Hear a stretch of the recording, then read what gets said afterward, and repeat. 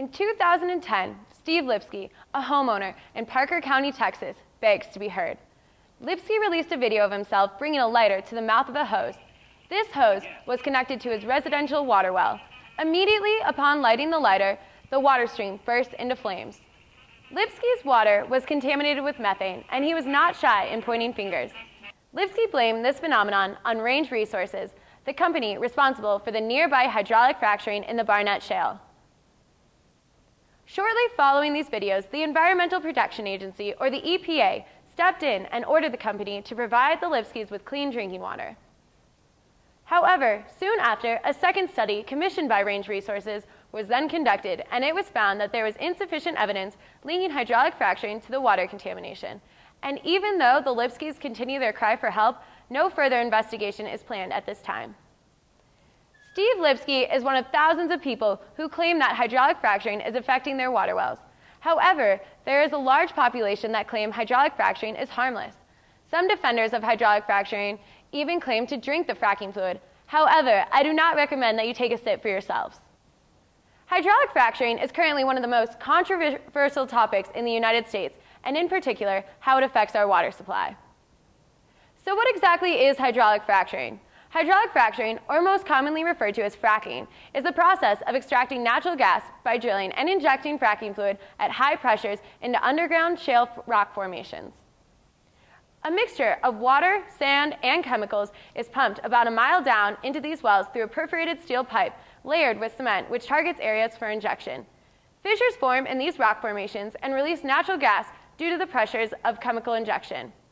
And at the moment of the fracture, the fracking fluid ceases injection and methane flows to the surface for capture.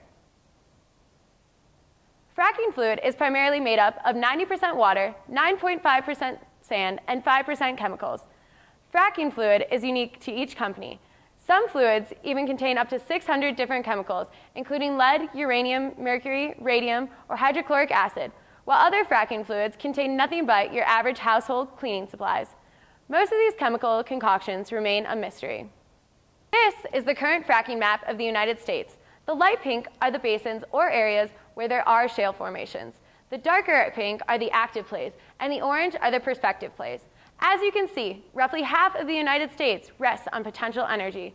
This includes the backyards of millions of residents. Approximately 2 million wells in the United States have been fracked for natural gas, making the United States the #1 producer in oil and natural gas, producing approximately 8.5 million barrels of oil a day.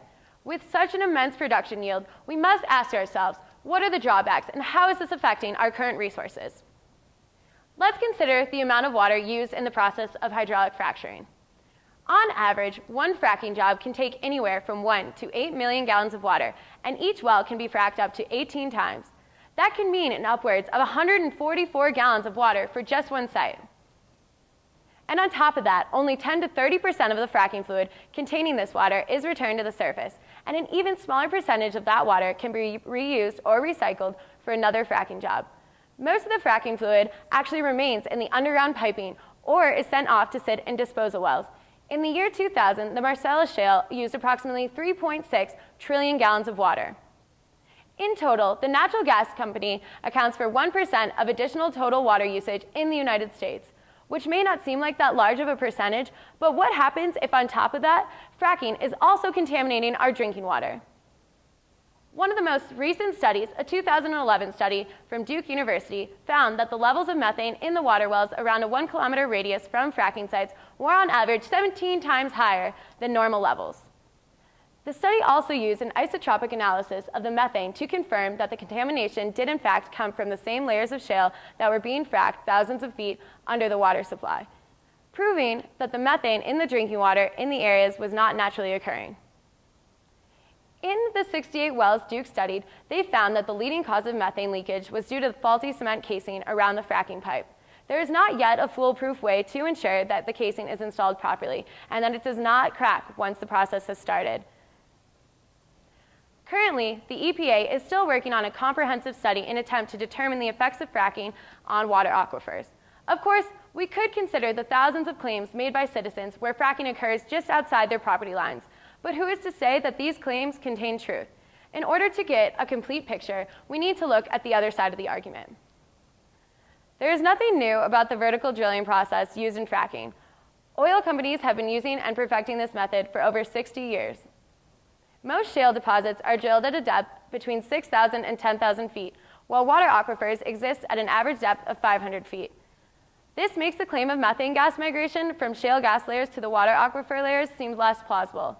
If methane migration was true, gas would have to pass through millions of tons of impermeable rock and travel 9,500 feet to the nearest water aquifer. A water well has several components and layers to it that ensures the protection of our groundwater aquifers.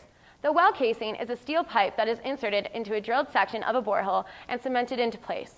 As the borehole gets drilled deeper, the inner diameter of the pipes gets smaller, allowing for multiple layers of coverage. The EPA continues to study the effects of hydraulic fracturing. However, at this time, they have found that there are no significant environmental risks as a result of proper hydraulic fracturing. We should note the word proper in the previous statement. There is some variety in the detail of well construction because of varying geological, environmental, and operational settings. However, the basic practices in constructing a reliable well are similar. These practices are the result of operators gaining knowledge based on years of experience and technology development and improvement. In this debate, it is hard to muddle through what is fact and what is fake, but what exactly are the current laws surrounding hydraulic fracturing? The EPA Office of Water regulates waste disposal of flowback water, but does not regulate the injection of fracking fluids as authorized by the Safe Drinking Water Act. The department under most concern is the Underwater Injection Control Program, which regulates the subsurface emplacement of fluids.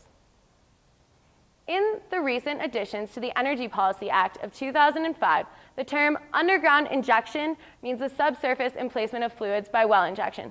However, it explicitly excludes the underground injection of natural gas and the underground injection of fluids or propane agents pursuant to hydraulic fracturing operations related to oil, gas, or geothermal production activities.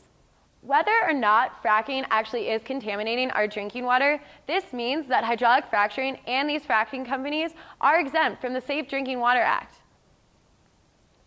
In the meantime, fracking is typically regulated on the state level. State regulations typically focus on site design, drilling procedures, well design and specifications, and handling of materials and waste. Most of these regulations are intended for the protection of environmental and specifically water waste and contamination. Regulations are unique to each state, some better than others. In Colorado, new groundwater protection rules require that operations sample nearby water wells both before and after drilling activities. This will require sampling up to 4 water wells within 1/2 mile of a new oil and gas well prior to drilling, and 2 more samples of each well between 6 and 12 months, and again between 5 and 6 years. However, in states like North Dakota and Pennsylvania, there are no mandating testing regulations specific to shale or fracking operations pertaining to groundwater and surface water. Fracking has become the center of one of the largest energy debates, and like all debates, confusion is present on both sides. Fracking companies say one thing, while anti-fracking activists say another. There's undoubtedly a huge uncertainty surrounding the water contamination argument, and we must ask ourselves, is fracking really worth this risk?